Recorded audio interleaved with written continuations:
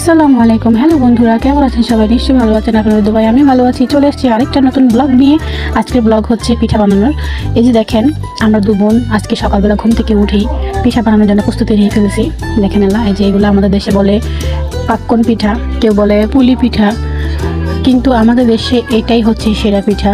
যে কোনো নতুন মেহমান আসলে বা বিয়ে শাদী হলে এই পিঠাগুলোই বানিয়ে খাওয়ানো হয়।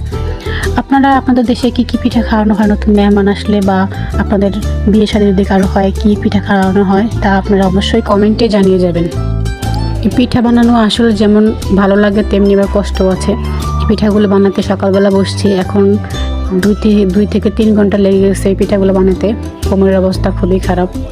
তারপর হচ্ছে চুলার পাশে বসে এগুলো তেল দিয়ে ভাজতে হয়, সেটা অনেক কষ্টের ব্যাপার স্যাপার আছে। খেতে যেমন মজা তেমন কাজ করতে হয় তেমন কষ্ট। দেখেন কত সুন্দর করে পিঠাটা বানিয়ে ফেলছি। আপনারা চাইলে সবাই এগুলা ভেজে খেয়ে দেখতে পারেন, খুবই সহজ উপায়। এই যে তেল দিয়ে ভেজে ফেলতেছি। এই পিঠাগুলো 2 রকমের ভেজে খাওয়া যায়। একটা হচ্ছে তেল দিয়ে ভেজে খাওয়া যায়, আরেকটা রুটির মতো করে তারপর ভেজে খাওয়া যায়। যার যেভাবে ইচ্ছু সে সেভাবে করে বানিয়ে খেতে পারে।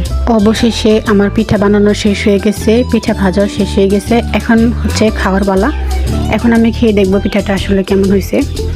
আমি খেয়ে দেখলাম, আসলে পিঠাটা অনেক মজা হয়েছে, খুবই সুস্বাদু হয়েছে। আপনারা এরকম বানিয়ে খেতে পারেন।